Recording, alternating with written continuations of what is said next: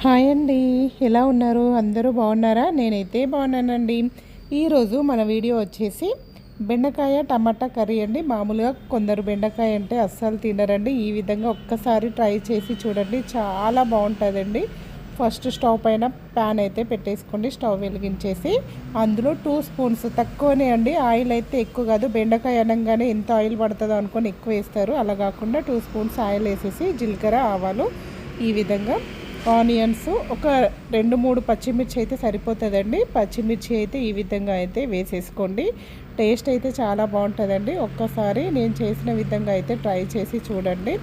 ఇప్పుడు ఇందులో అయితే నేనైతే అల్లం వెల్లుల్లి అయితే దంచి వేస్తున్నానండి. దాన్ని ముందుగానే దంచుకొని వేస్తే టేస్ట్ అనేది సూపర్గా ఉంటుంది. ఎప్పటిదప్పుడు వేస్తే ఇంకా చాలా బాగుంటుంది. కాబట్టి నేనైతే ఈ విధంగా కొన్ని ఎల్లిపాయలు అల్లం వేసేసి దంచానండి. చిన్న రోల్లోనైతే దంచాను. ఇంకా తర్వాత పసుపు అయితే వేయాలండి. ఒక స్పూన్ అయితే సరిపోతుందండి. పసుపు అయితే వేసేసుకోండి. ఆనియన్స్ అయితే మంచిగా మగ్గాలండి. మగ్గిన తర్వాతనే మనము బెండకాయలు అనేటివి వేసుకోవాలి. ఈ విధంగా బ్రౌన్ కలర్లోకి అయితే రావాలండి. వచ్చిన తర్వాత బెండకాయలు అయితే వేసేసుకోవాలండి. చాలామంది బెండకాయ కర్రీ అనగానే జిగురుగా ఉంటుంది, తినాలనిపించదు అని అనుకుంటారు. కానీ బెండకాయ అయితే హెల్తీకి చాలా మంచిదండి. తింటే మాత్రం హెల్తీకి సూపర్గా ఉంటుంది. నచ్చితే మాత్రం ఒక్కసారి అయితే ట్రై చేయండి. ఈ విధంగా బెండకాయలు అయితే ఈ విధంగా కలిపేసుకొని దీనిపైన మూత అయితే పెట్టేసుకుందామండి. ఎందుకంటే మూత పెట్టేయడం వల్ల తొందరగా బెండకాయలు అనేటివి తొందరగా మగ్గుతాయి. కొందరు మూత పెట్టకుండా కూడా ఉడికిస్తారు. ఆ విధంగా చేయడం వల్ల ఏంటంటే కొంచెం లేట్ అవుతుందండి. ఈ విధంగా మూత పెడితే మాత్రం తొందరగా అయిపోతుంది. ఇంకా పక్కన మాత్రం నేనైతే జొన్న రొట్టెకైతే చేస్తున్నానండి. ఓన్లీ 2 జొన్న రొట్టెల కోసం అయితే చేస్తున్నాను. ఎందుకంటే మేము టిఫిన్ పిల్లలకైతే పెట్టానండి. పిల్లలైతే మొక్కజొన్న గారెలు అయితే చేశాను పిల్లలకైతే. వాళ్ళు స్నాక్స్ తిని వాళ్ళు వెళ్ళిపోయారండి. వాళ్ళు వెళ్ళిన తర్వాత నేను వంట అయితే స్టార్ట్ చేశాను. నేను బాక్స్ అయితే వాళ్ళకి నేను షాప్కి వెళ్ళేటప్పుడు తీసుకెళ్తానండి. చూడండి, 2 రొట్టెల కోసం అయితే నేను ఒక స్పూన్ పెట్టుకుంటానండి. ఆ స్పూన్ తోటి 2 స్పూన్స్ వేస్తాను. అవి 2 రొట్టెలు కరెక్ట్ వస్తాయండి. అంటే ఒక్క స్పూన్కి ఒక రొట్టె వస్తుంది. నేను ఆ విధంగానైతే కొలతలు అయితే పెట్టుకుంటానండి. ఎందుకంటే వేస్ట్గా ఇంత చేసి మళ్ళీ అది చేయబుద్ధి కాక పడేయడం కంటే కూడా మనం ఎన్ని తింటామో అంత అందాద కొద్ది తెలిస్తే మాత్రం కొలతలు తెలిస్తే బాగుంటాయండి. ఫస్ట్ వాటర్ అయితే వేడి చేసుకొని అందులో కొంచెం సాల్ట్ వేసుకోవాలండి. తర్వాత ఆ పిండి వాటర్ మంచిగా మసిలిన తర్వాత పిండి అయితే వేసేసుకొని ఆ విధంగా మంచిగా కలుపుకోవాలండి. పిండి మంచిగా ముద్దకు వచ్చిన తర్వాతనే దింపుకోవాలి. ఆ విధంగా చేస్తేనే రొట్టెలు అనేటివి సాఫ్ట్గా మంచిగా వస్తాయండి. లేకపోతే అస్సలు బాగుండయి. కొందరు పిండి కాలవనట్టుగా చేస్తారు రొట్టెలు అయితే.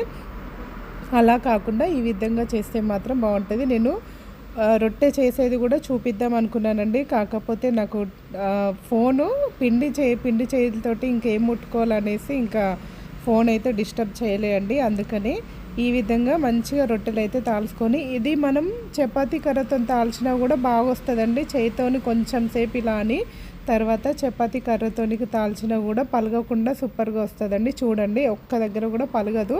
జొన్న రొట్టె అయితే కొందరికి చెయ్యరాదండి. నేను ఒకవేళ మీకు నచ్చితే వీడియో పెట్టమంటే మాత్రం జొన్న రొట్టెల వీడియో సపరేట్ పెడతానండి.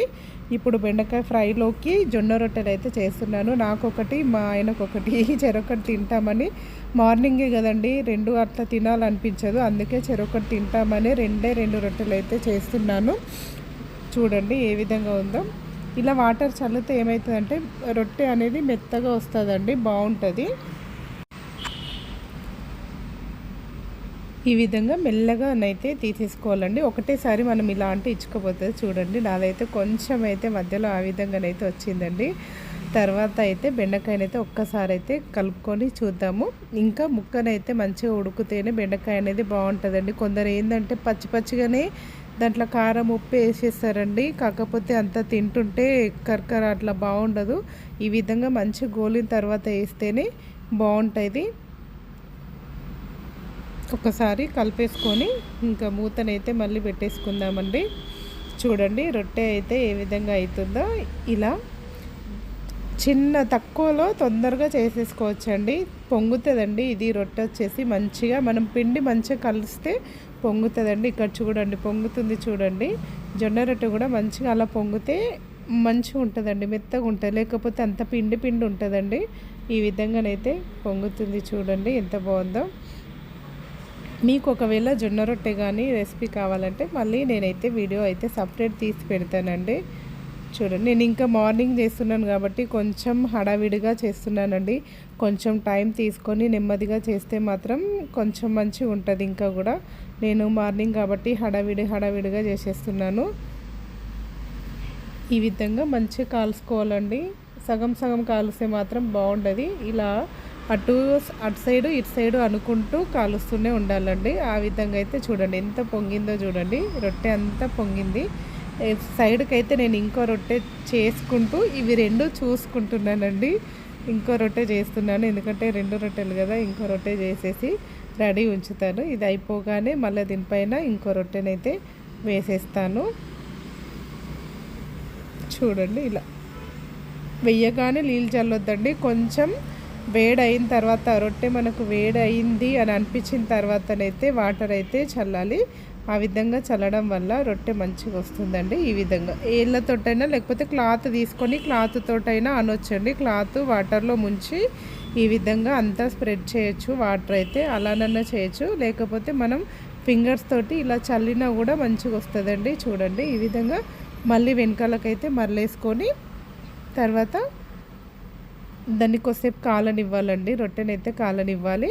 అక్కడనైతే టమాటాలు అయితే వేసుకున్నానండి. చూడండి బెండకాయ మంచిగా మగ్గిన తర్వాతనే టమాటా వేయాలండి. లేకపోతే టమాటా వేసిన తర్వాత బెండకాయ అనేది ఉడకదు. కాబట్టి బెండకాయ ఉడికిన తర్వాతనే టమాటా వేస్తే టేస్ట్ అనేది బాగుంటుంది. లేకపోతే రెండు కూడా పచ్చి పచ్చిగానే ఉంటాయండి. ఇంకా రొట్టె అయితే అయిపోయిందండి. దాన్ని అయితే పక్కకు పెట్టేశాను. అది ప్యాన్ కూడా తీసేసి పక్కకు పెట్టేశాను. రొట్టెది వేరే ప్యాన్ కూడా తీసుకొచ్చానండి. కాకపోతే దానిపైన ఇంకా కొత్తది కదా కొంచెము మాడంటుతుందనేసి ఇంకా పాత దానిపైనే చేశానండి. నేనైతే కొత్త దానిపైన కొంచెం అలవాటు అయిన కొద్దిగా అవుతుంటుంది కాబట్టి పాత దానిపైనే చేశానండి నేను రొట్టెనైతే. ఈ విధంగా కారం అయితే కొంచెం మంచిగా వేసుకుంటేనే బాగుంటుందండి. సప్పగా వేసుకుంటే మాత్రం బెండకాయలో బాగుండదు. నేను 1.5 స్పూన్ అయితే కారం వేసాను. పచ్చిమిర్చి అయితే ఒక 3 కట్ చేసి వేసానండి. పచ్చిమిర్చి కాకుండా ఇంకా కారం అయితే 1.5 స్పూన్ అయితే వేసాను.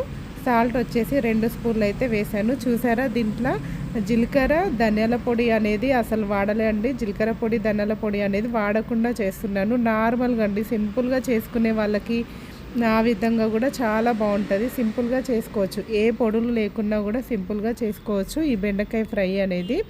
చూడండి ఇప్పుడు ఇందులోనైతే కొంచెం కొత్తిమీర అలా కట్ చేసుకొని వేసేసుకుంటే ఇంకా దించుతాం కదండి. దించే ముంగట కొత్తిమీర వేసేసుకుంటే సూపర్గా ఉంటుంది. ఈ రెసిపీ కనుక మీకు నచ్చితే ప్లీజ్ కామెంట్ చేయండి. కామెంట్ బాక్స్లో కామెంట్ పెట్టండి. లైక్ చేయండి, షేర్ చేయండి. మన ఛానల్ ఫస్ట్ టైం చూస్తే ప్లీజ్ సబ్స్క్రైబ్ చేసుకోవడం మాత్రం మర్చిపోకండి. ఎలా విందో వీడియో మొత్తం చూసిన తర్వాత కామెంట్ బాక్స్లో కామెంట్ అయితే పెట్టండి.